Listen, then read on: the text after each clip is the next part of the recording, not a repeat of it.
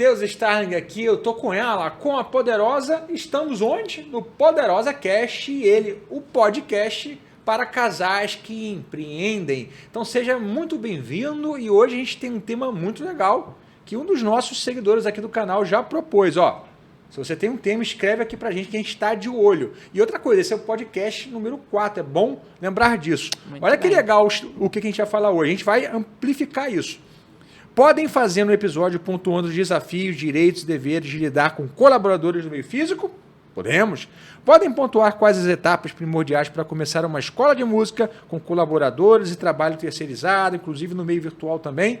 Muitas dores, né, que vocês têm sobre isso. Quem perguntou foi um Francisco, não tem sobrenome aqui.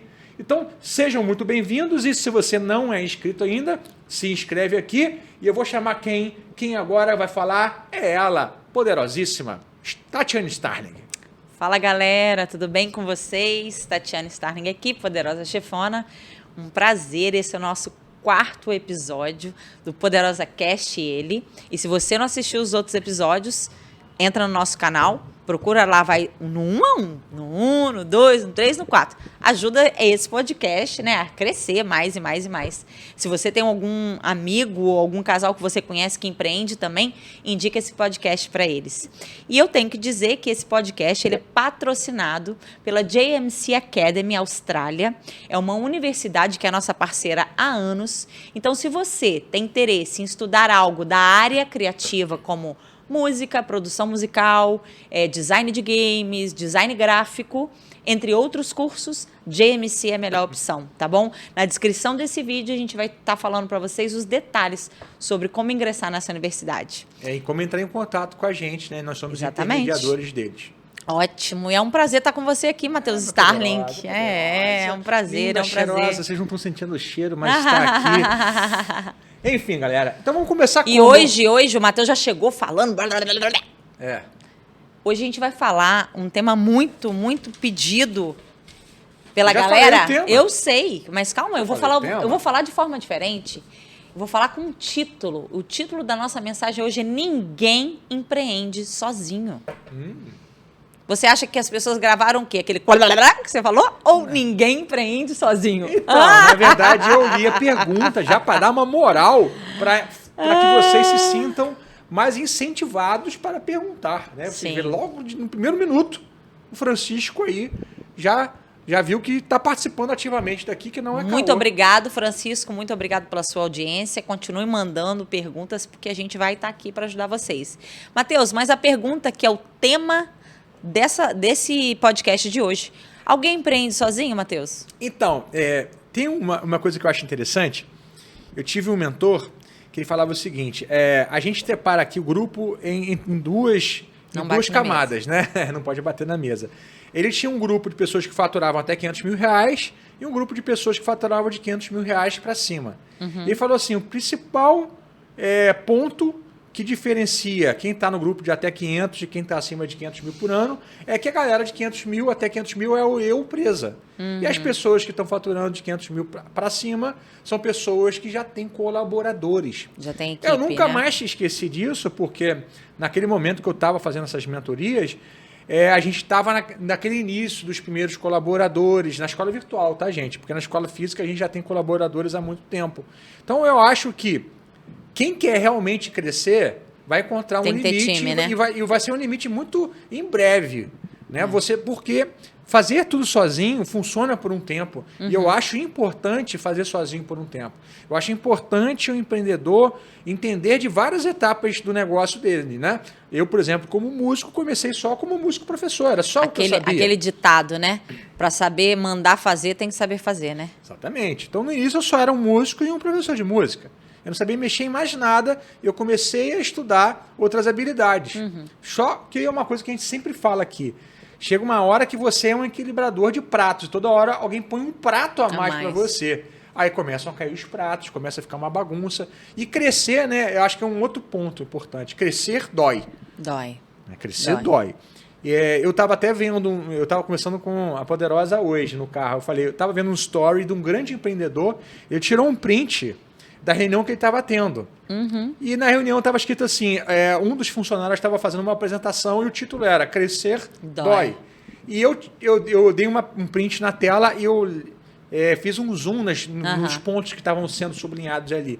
E deu para perceber que eles estavam tendo problemas com suporte, reclamação, que é a dor de quem cresce. Porque você às vezes tem um produto bom, as pessoas gostam de você, mas quando você cresce, você começa a atingir pessoas que não estão mais tão próximas de você. Sim. E essas pessoas não têm, talvez, uma afinidade, não gostam tanto de você ao ponto de relevar certos problemas. Por isso tem que fazer uma boa contratação, fomentar a cultura dentro da empresa, ter processo, ter pessoas certas nos cargos certos. Exatamente. Você tem mais chance de fazer com que o seu negócio flua do que o contrário. Então, assim, não significa que você vai crescer só porque você fez uma boa contratação. É óbvio que tem vários fatores.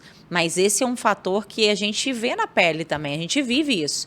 A gente também, crescendo, a gente tem passado por desafios. Eu passo por muitos desafios na escola física e, inclusive, até o Francisco pediu, né, na pergunta dele, fala um pouco sobre colaboradores. Gente, você liderar um time, você fazer a gestão de um time, cara, na verdade, você tem que fazer primeiro gestão de pessoas antes de pensar que ele é um time. Porque as pessoas estão indo para o trabalho, elas passam mais tempo, Matheus, lá dentro da empresa, do trabalho, do que com a família delas. Então, Tati, uma coisa que desde o começo eu já saquei isso, até mesmo antes de estudar a gestão, é que eu acho que o ambiente de trabalho tem que ser um ambiente muito gostoso, muito bom. Partindo do princípio que essa pessoa vai ficar mais tempo lá do que ficar em casa. E, normalmente, você tem a sua casa como a sua referência de lugar tranquilo, lugar gostoso, lugar confortável. Então, assim, lá na Starling, a gente tenta fazer este ambiente. Tanto é que as pessoas que chegam lá, elas costumam falar, caraca, ambiente gostoso, caseiro, né? Tem uns puffs legais para deitar lá. Inclusive, tem até que trocar os puffs, porque acho que a galera deitou tanto que né, já está com... aquela parte interna dele já não está tão boa, ou seja, um ambiente sempre precisa de manutenção, sabe? Você que está empreendendo junto com o teu marido, eu não sei quem faz essa parte, mas, cara, você pode fazer um lugar top, um lugar maneiro, mas ele precisa de manutenção. E, na verdade, normalmente, a mulher que vê esses detalhes, né? O homem nem sente. Você deita lá no puff e nem se ligou de falar assim, Tati, tem que... Você até sentiu. Eu sinto que o puff tá magro.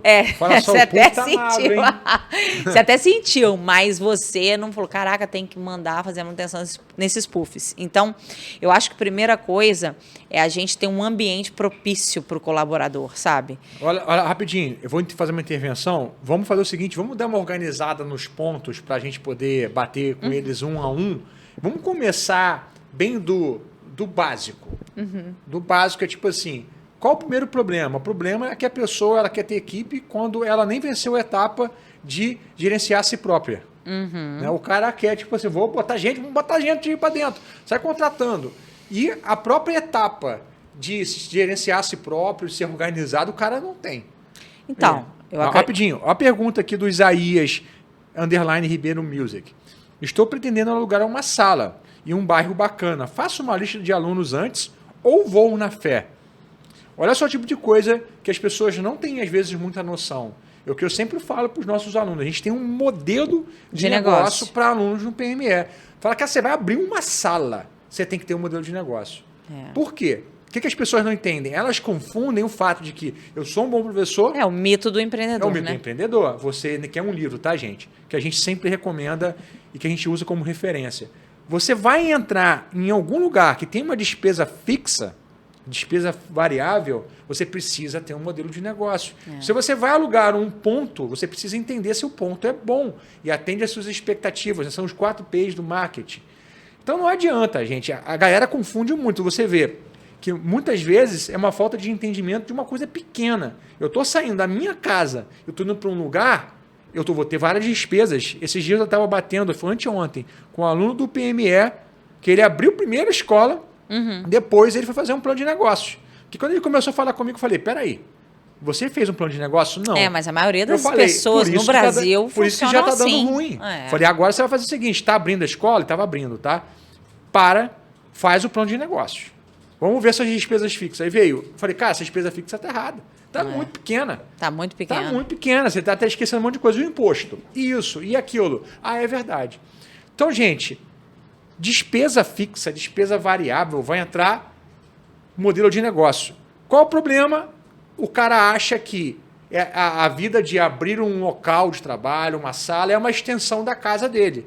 Então, tudo que você começou a contratar uma pessoa, vou alugar num ponto comercial, vou abrir uma sala, você está subindo de nível, mas não está subindo pouco de nível, não.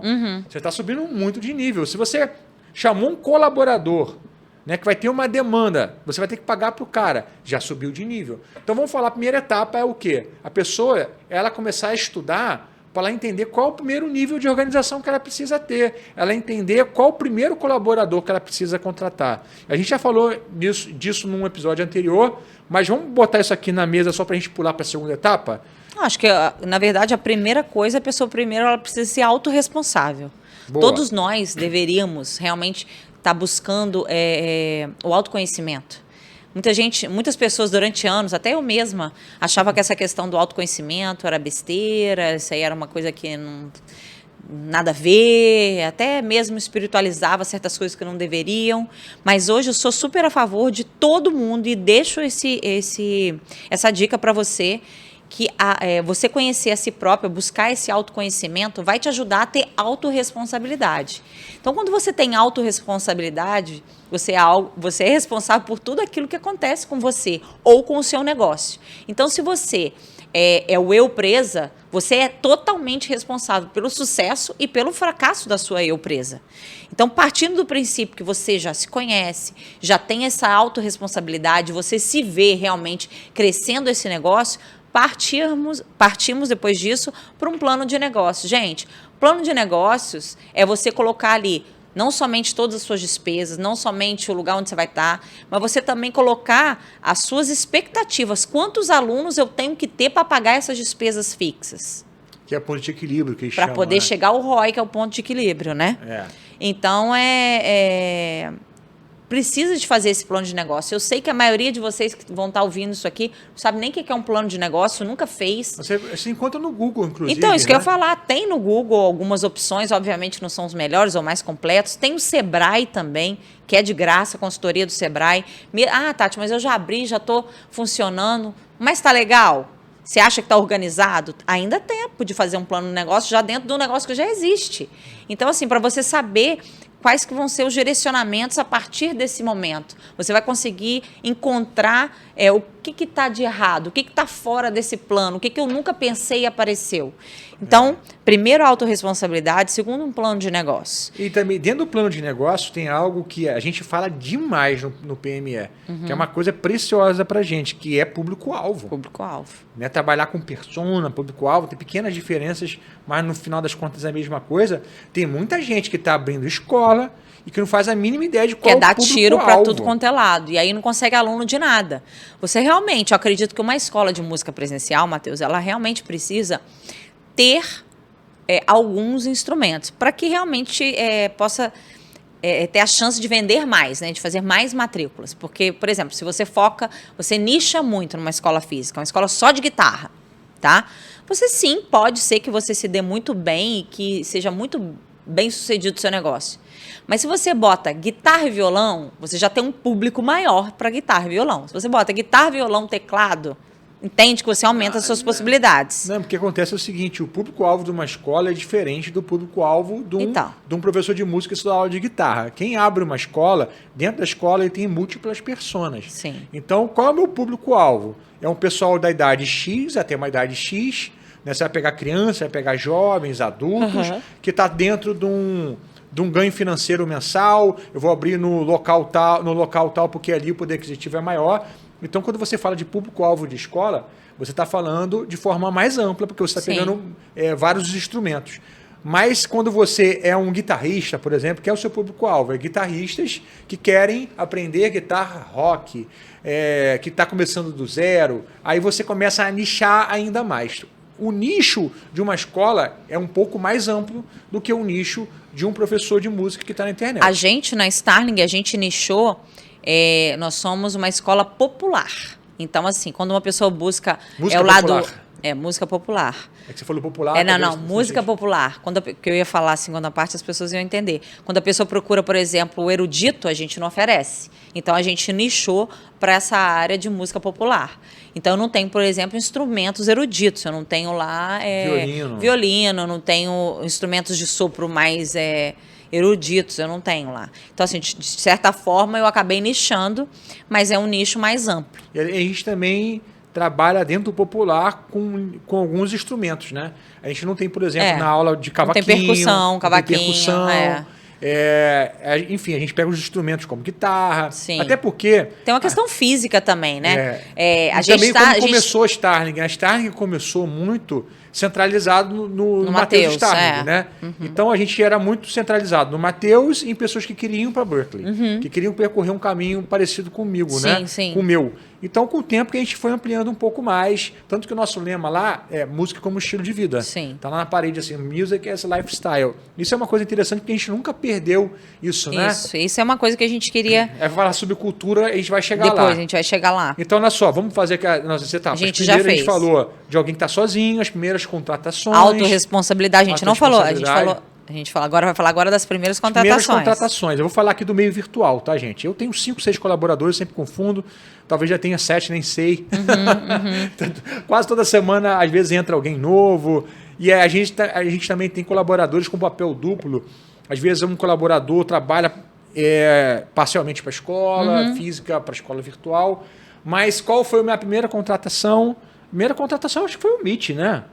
Eu acho que foi o Mitch que está aqui com a gente aqui até hoje. E é engraçado, porque o Mitch foi o meu aluno de guitarra na Starling presencial. Foi o Mitch. E, né, e a gente, eu curti bastante ele. Não foi o Mitch, tem o Daniel e o Lucas já tinha. Lucas? Daniel e Lucas. Enfim, mas o Mitch com certeza entrou lá no início. E o Lucas também, que é nosso gestor de tráfego hoje, também foi meu aluno. Isso é interessante, né? Porque às vezes você vê pessoas, encontra pessoas na sua vida que você gosta de trabalhar com elas, de lidar com elas, você percebe que são pessoas proativas. Acho que foi o Mark Zuckerberg que falou isso, ou foi o Steve Jobs. Ele falou o seguinte: se eu gosto da pessoa, sinto que ela vai ser um bom acréscimo na empresa, não importa se eu tenho posição para ela ou não, contrato. Uau. Contrata antes de ter a posição. Ele contrata porque, esse cara é bom. Então, de certa forma, o Mitch e o Lucas foi meio assim para mim, né? Porque o Mitch, dentro da Starling, ele já... múltiplas posições ali dentro, o Lucas também, e é bacana porque com o nosso crescimento, as pessoas que estão com a gente há mais tempo vão se estabelecendo em alguns lugares, né? Mas foi ao longo do processo. Então, agora, mais recentemente, o que eu contratei? Design, que eu não tinha, tem 1 ano e meio mais ou menos que eu trabalho com um cara de design, edição de vídeo, né? Fazer corte de vídeo. Agora a gente tem um copywriter também que escreve os textos. Agora está crescendo a equipe, porque tem o PME também. Agora, Poderosa Chefona, a escola presencial. Lá na escola presencial já demanda um começo mais organizado.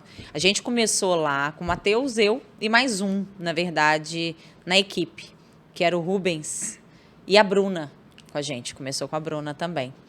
E éramos 4, e o Denilson, professor de piano. Bruno, o Bernardo. Peraí, vamos lá. Professores eram Bruno, Denilson, Rubens e você. Isso. Só. E de equipe mesmo. Não, tinha a Alma Thomas, que era de voz.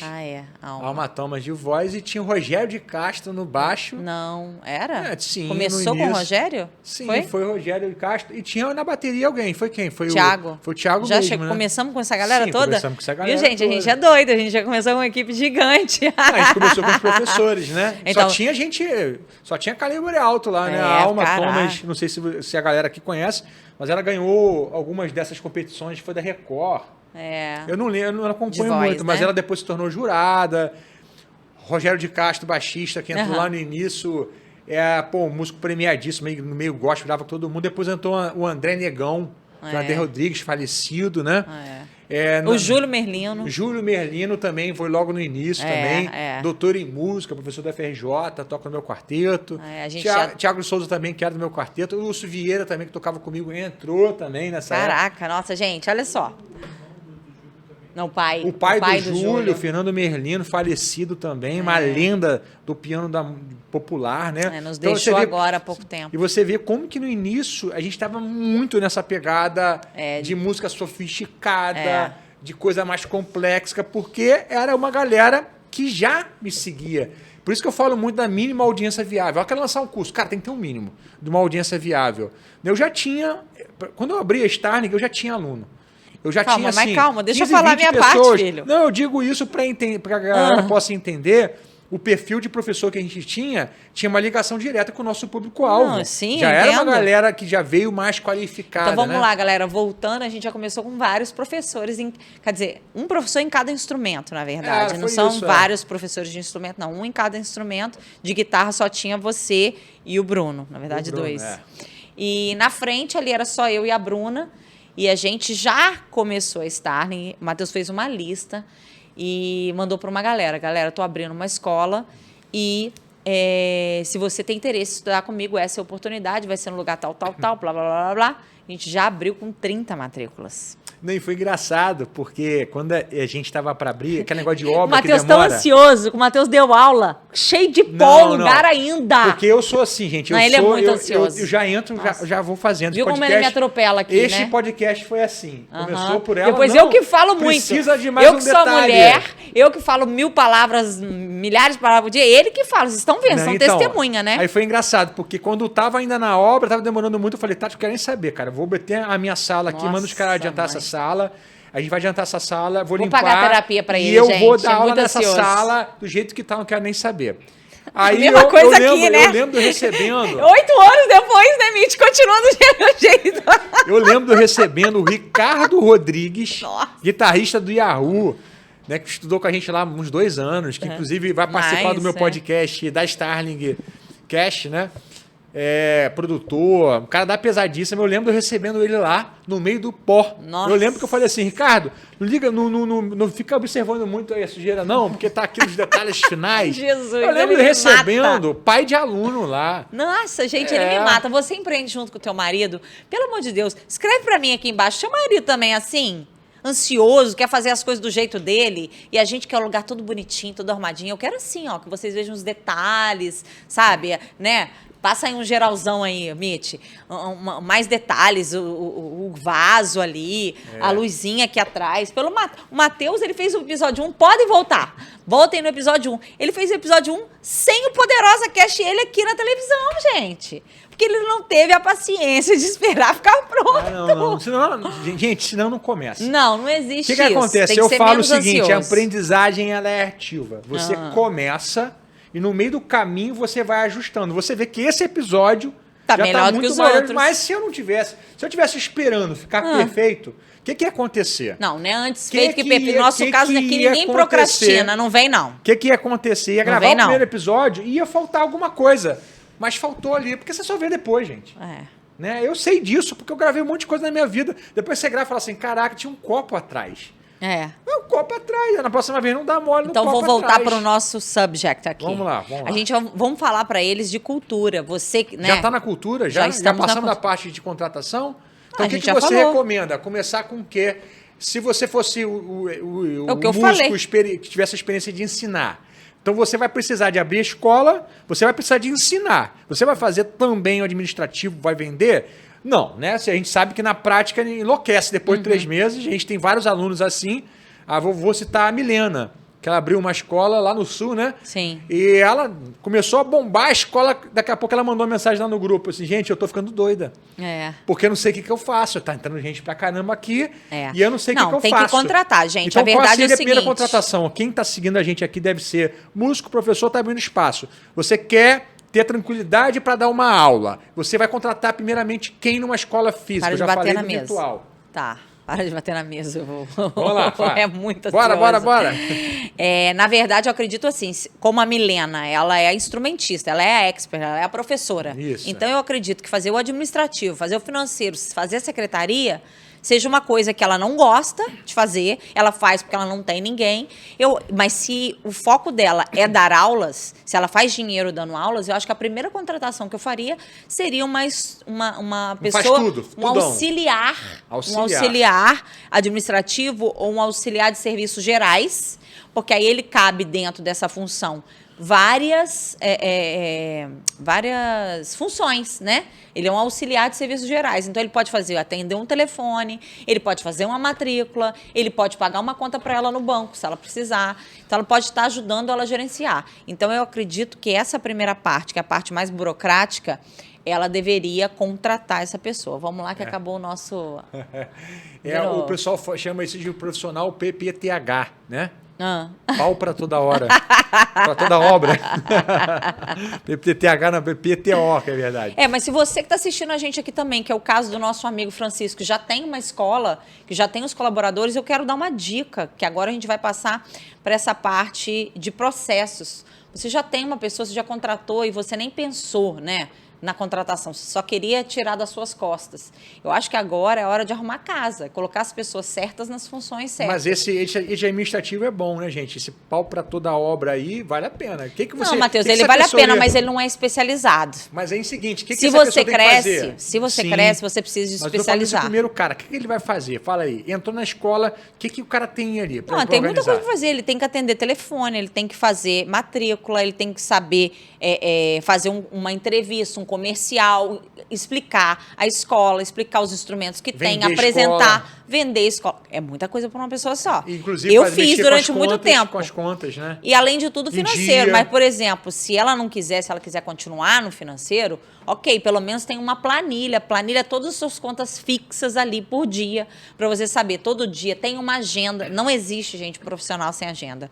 Hoje tem a agenda do Google, que é maravilhosa, de graça. Baixa aí, se você não baixou, a agenda do Google, e ali você pode botar lembretes, afazeres, eventos, tudo por cor, tudo bonitinho. Então, crie o hábito de todos os dias, você que é mais um eu presa, está começando a crescer, crie o hábito de abrir sua agenda todos os dias. Mas não tem nada na minha agenda ainda. Se você não tem nada de compromisso, entre nessa agenda e coloque coisas que você tem que fazer para poder gerar um compromisso, né?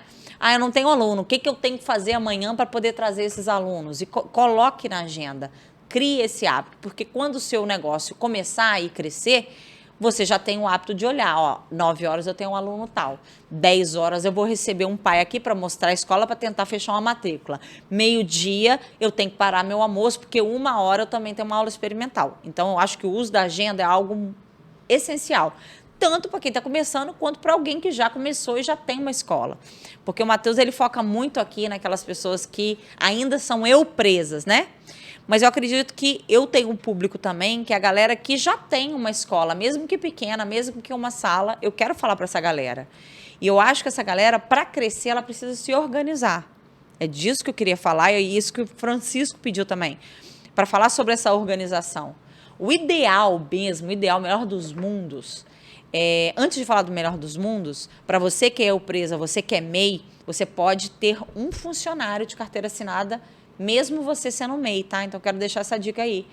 Porque até 81 mil, você fatura e não paga imposto. Então, assim, é difícil você faturar 81 mil dando aulas de música sem ter um espaço. Não chega a esse faturamento, a não ser que a sua aula seja R$ 1.500 por aluno, o que eu acho muito difícil. Mas você pode contratar alguém, abrir um espaço sendo MEI e contratar uma pessoa. E aí, essa uma pessoa, nesse começo, você pode dividir, bota ela no administrativo, comercial ali. Administrativo é o quê? A organização do espaço, sabe? Das salas, dos horários, das agendas. E ela faz também a manutenção do espaço, se precisar. E você fique com o financeiro. Aí você dá a sua aula e fica com o financeiro. Então, só queria dar essa ênfase aí que o MEI pode ter um funcionário de carteira assinada. Mas eu quero falar com vocês sobre a questão de cultura. Calma aí, antes, deixa eu falar. Outra coisinha importante. Quando você começar a fazer as contratações, para ocupar posições que você não quer fazer, é importante que você crie processos. Tá? Depois, né? Então, mas o que acontece? Antes de você criar tantos processos, você precisa começar a escrever manuais. Então, essa pessoa está fazendo um financeiro. o que ela precisa fazer? Qual que é o manual do... Você contratou essa pessoa, faz tudo. Né? Gente, eu tenho um caderno lá em casa, que de quando eu comecei a escola, e eu fiz lá, processos do financeiro, processos do administrativo, processos do comercial, processos para abrir escola, cada folha, processos para fechar a escola. Ah, mas o que tem isso? Vamos lá. É um manual. É um manual. Processo não é nada mais que um manual de um passo a passo. O manual para você ligar a pedaleira. Você liga na tomada, aí tem lá os efeitos, quais são os simuladores de AMP. Né? Você segue o manual para conseguir tirar proveito do trabalho. Do financeiro. Chegou, olhe... aí eu botei, número 1, olhar as contas a pagar. Número 2, olhar as contas a receber. Olhar o extrato do banco. Emitir notas fiscais, emitir recibos de pagamento para os alunos que pagaram. Tipo assim, essa ordem, todo dia que você chegar, você olha. E do comercial? Rapidinho, qual é a vantagem disso? Você não esquece, né? Não, se essa pessoa que está ali saiu, outra pessoa entrou e aí? Tem ela olha o manual. Zero? Não, olha só, a gente tem o nosso manual aqui, então é só você seguir essas etapas aqui. Você agora está num período de treinamento, mas está tudo escritinho, porque olha o desgaste que é. Todo mundo que entra na tua equipe, você tem que treinar porque saiu muito forte. Alguém, você tem que parar a sua vida, né? Isso destrói o ânimo do empreendedor, né? Sim, sim. Mas obviamente, de acordo com que você vai crescendo, esses manuais têm que ser reelaborados, né? Ok, sim. Refeitos. Mas assim, se você que já tem escola não tem esses processos e quando alguém te deixa, você fica desesperada, aquela secretária que já está contigo há 2 anos, ela resolve sair, você fica desesperada, é porque você não tem esse manual. De tudo que ela faz, de como ela deveria fazer para que as próximas pessoas que entrarem no lugar dela, possam olhar o manual, por mais que você tenha que explicar, mas ele já existe. Porque nem você lembra mais que você já está fazendo outra coisa. Você já estava 2 anos na mão de uma pessoa. Então, começa-se esses processos de forma simplificada e, obviamente, com crescimento, ele vai virando um fluxograma, não mais uma linha reta, né? Ele vai tendo... Uma jornada. É uma jornada, né? É um fluxograma. Você sabe como é um fluxograma. Uma caixinha puxa várias coisas. Mas pode começar com uma folha de caderno. Eu vou te dizer, mesmo maior hoje, eu uso muito a minha folha de caderno, daquele fluxograma lá de trás. Daquele fluxograma não, daquele processo lá de trás. Inclusive, isso também se aplica para professores, né? Sim. Que muitas vezes as pessoas negligenciam. Por exemplo, o cara abre uma escola e o professor tem total autonomia para fazer o que quer. Uhum. Não estou falando que dar autonomia para o professor é bom ou ruim. Por exemplo, na Starling Academy, todos os professores de guitarra foram formados por mim. Uhum. Então, com isso, eu tenho uma tranquilidade para saber que o professor ele sabe a cultura da escola, ele sabe a minha metodologia e sabe como eu gosto de passar o conteúdo. É óbvio que você não vai fazer isso com todos os professores de todos os instrumentos. Uhum. Mas é importante que um professor, quando ele entra na escola, que ele entenda, cara, qual é a cultura da escola? Como é o nosso comportamento aqui? Qual é o nosso público-alvo? Tudo isso tem que ser passado para os professores. Então, é isso que a gente vai falar agora, Matheus, um pouquinho sobre... A gente falou de processo, a questão dessa cultura. A nossa cultura, assim... O que é cultura? Cultura é um manual de conduta de dentro da empresa, né? Não só da empresa, é um manual de conduta dos donos da empresa. Não adianta eu querer implementar uma cultura se eu não vivo ela. São valores, a missão, tudo isso está dentro da Está tudo dentro da cultura. Quando você abre um negócio lá dentro do plano de negócio, você tem lá, para você preencher qual é a sua missão, quais são os seus valores e qual a sua visão. Visão é onde você quer chegar. Valores são elementos que são imprescindíveis para a sua empresa. Por exemplo, uma das coisas que uma das palavras que são da nossa empresa, um valor, é transparência, é compromisso, é colocar o aluno proatividade. Perto. Isso são valores que a gente tem como empresa. A nossa missão. A nossa missão um pouco, né, da nossa missão, ensinar a música com uma metodologia que funciona, criar um ambiente que fomente a música, que ter uma vida... music as lifestyle, né? Ter a música como um estilo de vida. E assim, a missão tem que estar balanceada com aquilo que você vive. Uma das coisas que estão dentro da nossa missão é música como estilo de vida. E aí eu faço outra coisa da minha vida que não seja a música. Não, e eu acho que o importante não faz sentido, certo? Música como estilo de vida, o que acontece? Por que isso está desde o início? Porque era algo que eu vivo. Sim. Então, assim, eu vivo música 24 horas. Né? Nós temos filhos também. A música é o dia inteiro. A minha filha linda, né? O dia inteiro ouvindo e cantando. O dia inteiro. Então, assim, a Pietra música batucando o dia inteiro. Faz parte da nossa vida. O nosso estilo de vida está misturado com a música. Então, isso faz parte do nosso ambiente. É um ambiente muito musical. Como isso contaminou, inclusive, a estrutura da escola. Quando nós só tínhamos uma loja, né? Hoje em dia são 2 lojas. Cada loja tem 3 andares, tá?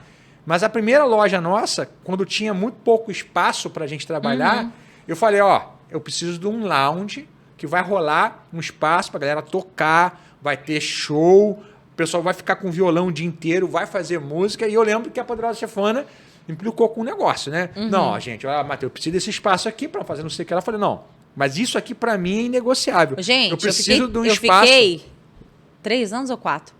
3 anos sem uma sala para atender um cliente, um pai. A gente não tinha secretaria, a gente tinha um balcãozinho de 1 metro. A menina ficava em pé atrás do balcão, por conta do lounge dele. Exatamente. Entendeu? Mas aí ele estava feliz, porque music as lifestyle, ele queria passar isso para os alunos muito felizes, a gente fazia show, todo mundo apertado, mas todo mundo alegre. Mas o dia que a gente foi para o outro lado, eu falei, pelo amor de Deus, eu tenho que ter uma sala. Mesmo que seja uma sala micro, porque a minha ainda continua micro. Porque aqui a gente está na Barra da Tijuca, no Rio de Janeiro, aqui o metro quadrado é caríssimo. Então eu tenho uma sala micro, mas eu tenho uma sala. Mas você vê, por termos essa questão de a música tá o tempo inteiro presente ali numa escola de música, a gente fomenta isso, a gente deixa os instrumentos pendurados na parede, né? Acessíveis. O que aconteceu? Várias bandas, várias duplas, várias composições, vários artistas surgiram ali. Lugar. Não, sim, com certeza. Né? E eu acho isso muito importante. A cultura é muito importante. Agora, a gente falou aqui de cultura da empresa, mas como que a gente faz para tá realmente ascendendo e passando para os funcionários? Porque a partir do momento que já tem uma equipe, ela precisa de estar dentro, porque essa é uma cultura, uma visão sua da sua empresa. Mas você precisa engajar a sua equipe. E você engaja a sua equipe de diversas formas. E uma delas é você explicando, né? Você passando, você vivendo aquilo que é a sua missão, aquilo que são seus valores, aquilo que é a sua visão. Você precisa de trazer a sua equipe para dentro disso. Você precisa de trazer a sua equipe para essa visão. Por exemplo, a minha visão lá atrás é que a escola atingisse número X de alunos em tanto tempo. Na sua visão, você pode dar um tempo para que aquilo aconteça. Então, assim, para que eu chegasse até lá, naquela visão, e a gente chegou, eu precisei de pessoas. E as pessoas precisavam de acreditar nisso também. Então, é muito importante. Tati, hoje em dia tem várias ferramentas que você pode fazer isso. Tem vários... você pode fazer reuniões bimestrais, fazer um dia sem uniforme. A gente tem lá na Starling, na sexta-feira, os funcionários não usam uniforme. E aí eles fazem um café da manhã lá, nas sextas-feiras. É um dia que a gente tem menos movimento, então isso é mais acessível para fazer. O Mitch, até quando trabalhava lá fisicamente, já deve ter participado, né, Mitch, de algum dos cafés na sexta? O sexta era o dia que você não trabalhava, né? A galera gosta muito desse café, inclusive a Juliana que organiza. Tem esse café da manhã coletivo lá, e a galera vai sem uniforme. Então, assim, isso é uma forma também de você estar ali passando a visão, a cultura, criando um ambiente. Eu falei aqui antes sobre um ambiente agradável, um ambiente propício para aquela pessoa produzir. Então, eu acho que você que está começando uma salinha, eu falo isso na nossa aula lá dentro do PME, uma aula que eu dou sobre espaço físico, né? Cara, você não precisa de ter muito dinheiro para ter um espaço físico lindão, top das galáxias. Vai começar com o que você tem, mas assim, tenha um mínimo possível. Tenha uma cafeteira ou um lugar, se você tem uma cozinha, se tiver um fogão, passe um cafezinho, deixe um cafezinho fresco ali dentro. Tenha aí uma xícara, um copinho para oferecer uma água, sabe? Entrou no lugar, coloca um tapetinho na porta. Tenha uma cadeira confortável para o pai ou para o aluno, para a próxima aula, para o pai sentar, para o aluno sentar. Cria esse ambiente, sabe? Seja uma pessoa que levante, abra a porta, com um sorriso no rosto. Aquela pessoa vai chegar, ela vai vir contaminada das coisas lá de fora, das notícias, ela vai chegar num ambiente propício, tanto para fechar a matrícula, quanto para trabalhar. Então, assim, eu bato muito... Eu gosto de dar para vocês verem, né, que tudo aquilo que a gente faz, o escritório do Matheus lá em casa, é tudo muito pensado em dar essa ambiência para vocês que estão assistindo. Quem que não gosta de estar num ambiente gostoso, bonito, ou de ver algo que para os olhos é bonito de ver? Então, por mais que você comece pequeno, pense nisso, pense em como ambientar esse lugar, como deixar um lugar bem welcoming, né? Sim. Então tá, vamos agora pro E agora processo. vamos falar, não, processo a gente já falou. Vamos falar de como cobrar, né? Como cobrar dos funcionários. Então, quando a gente contrata pessoas, essa pessoa ela vai ter uma função. E o certo é que esteja escrito, gente, eu vou falar para vocês. E vou abrir para vocês que eu não tinha isso quando eu comecei. E eu venho implementando a cada momento que as pessoas vão chegando, a gente vem implementando isso. A pessoa entrou, função, aí vai ter lá uma folha, função, secretaria. Aí embaixo, todas as obrigações que a pessoa vai ter. Ela vai atender o telefone, ela vai fazer o quadro de horários dos alunos, ela vai fazer matrícula, ela vai fazer isso, tudo ali dentro.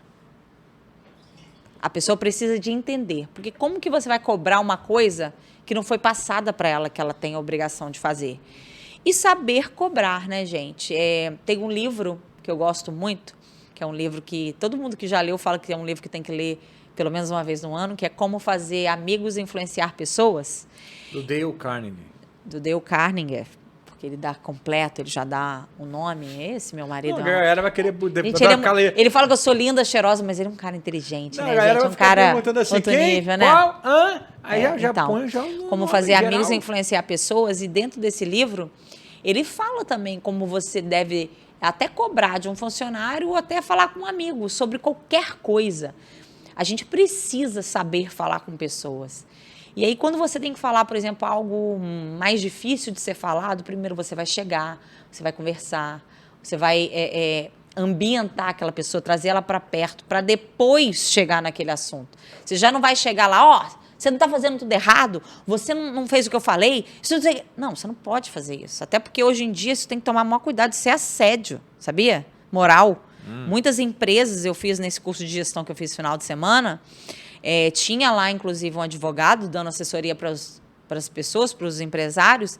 E ele falou que tem que tomar muito cuidado na hora de falar, que hoje em dia o número 1 dos processos é assédio moral, pela falta do gestor de saber falar com um funcionário. Então, assim... Para você que está aí do outro lado, que quer aprender, não sabe como fazer, lê esse livro. É um livro fininho, fácil de ler, engraçado, muito bom. Para mim, até que eu não gosto muito de ler, que eu assumo isso, eu leio. Tem coisas específicas que eu gosto de ler. Mas a maioria das leituras que eu faço, que são induzidas por ele, eu realmente não gosto, mas eu leio. Né? Esse era um que eu achei que eu não ia gostar, mas eu acabei gostando pra caramba, né? Vamos lá, prosseguindo? Pra gente... Então, como cobrar pessoas? Primeiro, tem esses processos definidos, as funções definidas, e aí você cria metas, você cria prazos. Sempre que você pedir uma coisa, gente, eu custei aprender isso, Matheus. Custei, foi na carne mesmo. Sofrendo. Hoje, tudo que eu peço para ser feito, que tem que ser entregue, eu boto prazo. Tudo. E tem o Trello hoje, né, que é de graça, que você pode ir lá fazer um quadrinho com o nome do funcionário, aquilo que você pediu e a data que você quer que entregue. Porque aí todo mundo vê aquilo, a pessoa onde estiver, ela acessa isso. Sim. E aí ela marca quando tiver concluído. Enfim, sempre que for passar alguma função, coloque prazos, ok? E uma outra coisa muito interessante das contratações, Matheus, é que a gente tem visto isso, era uma coisa que não era muito falado, é que não tenha medo de contratar alguém melhor que você para fazer outras funções. Não tenha medo. O empreendedor, ele tem muito essa coisa de achar que ele é o bom pra caraca, que aquilo ali está acontecendo só por conta dele. Ninguém cresce sozinho, gente. E é tão bom quando você contrata alguém para fazer uma função melhor do que o que você fazia. Você pode descansar e focar em outros projetos. Né? Inclusive, é interessante porque teve um documentário da Anitta, eu não vi o documentário, mas na época que foi lançado, teve uma repercussão. E esses dias eu vi um trecho... A gente viu o documentário da Anitta? Eu não vi. Ah, eu vi sozinha. Então, enfim, mas aí teve um corte de uma parte que ela tá no celular xingando a equipe dela, falando, gente, eu tenho que me reproduzir, tipo assim, dá vontade de pegar um monte de mim e botar em todas as posições. Bem, isso é um caso, é o típico caso de maturidade como gestor, né?